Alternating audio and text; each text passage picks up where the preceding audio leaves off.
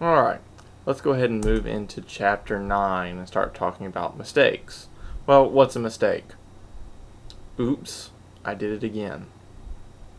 Yeah. Anyway, some mistakes can make contracts defective. You have unilateral mistakes and mutual mistakes. Obviously, a unilateral mistake is going to be a mistake that's done by only one party of the contract. Whereas a mutual mistake is going to be when both parties to the contract make some sort of error. Okay?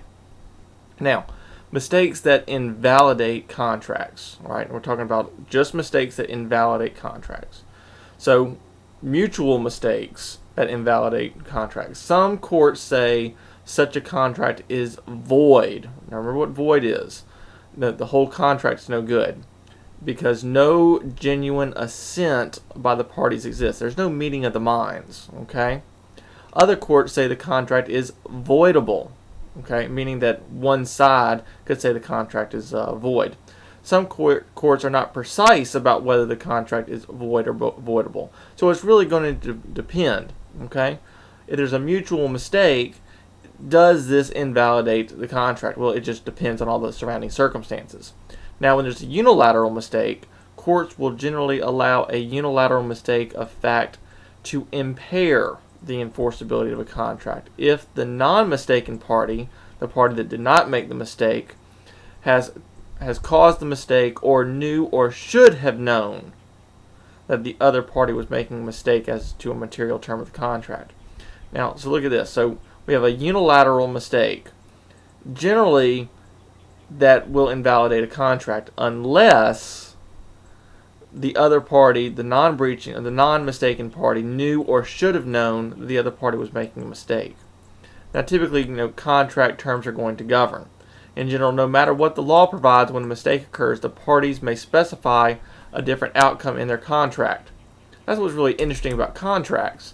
Contracts in and of themselves, fix a lot of things.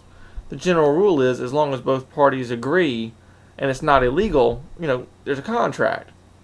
Okay? So if there is a mistake within the contract, sometimes the contract in and of itself will have the remedy. And in that case, that's going to be the remedy in the situation.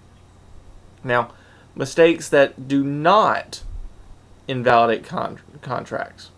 All right, a unilateral mistake in and of itself probably is not going to have an effect on the contract. Okay? Now, just a second ago, we said something different, right? What's the difference? Well, they're actually very similar. It's going to depend on all the surrounding circumstances.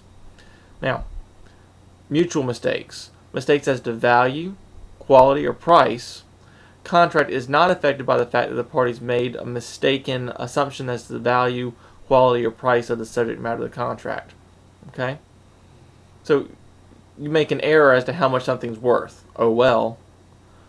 Mistakes as to the terms of the contract. A mistake as to the term of the contract, usually from failure to understand a contract's meaning or significance, or from failure to read a written contract. Folks, when you sign a contract, make sure you read it. Make sure you understand. If there's an attorney there explaining things to you, ask him questions. It's okay. Mistakes of law. Ordinarily, when the parties make a mutual mistake of law, the contract is fully binding.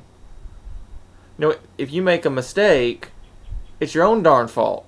Okay? Now, let's talk about some of this for a second. Alright. Little boy goes into a baseball card shop with an old rinky-dink Hammerin' Hank Aaron baseball card. Okay? Those of you that don't know who Hammerin' Hank Aaron is, he's the baseball home run, guy. Okay? Played for the Braves. Anyway, comes in with an old Hammerin' Hank Aaron baseball card. Baseball card shop owner says, "Hey, little boy, I'll trade you this brand spanking new Barry Bonds card for that old rinky-dink Hammerin' Hank Aaron card." And what does the little boy do? Oh, that sounds like a pretty good deal. You know what? We'll switch. So he gets a brand new Barry Bonds card. Yeah. For his old Hammerin' Hank Aaron card. Now, how old or how much is that old Hammer and Hank Aaron card worth? More money than we make all put together. How much is Barry Bonds worth? Less than a penny. Okay? So, is this contract enforceable? Probably not. Because the baseball card shop owner knew or should have known that he was taking advantage of the poor little boy. Now, wait a second, Charles. You just said, hey, that was a unilateral mistake. Unilateral mistakes have no effect on a contract. That's right. But the baseball card owner knew or should have known he was taking advantage. That's why it matters.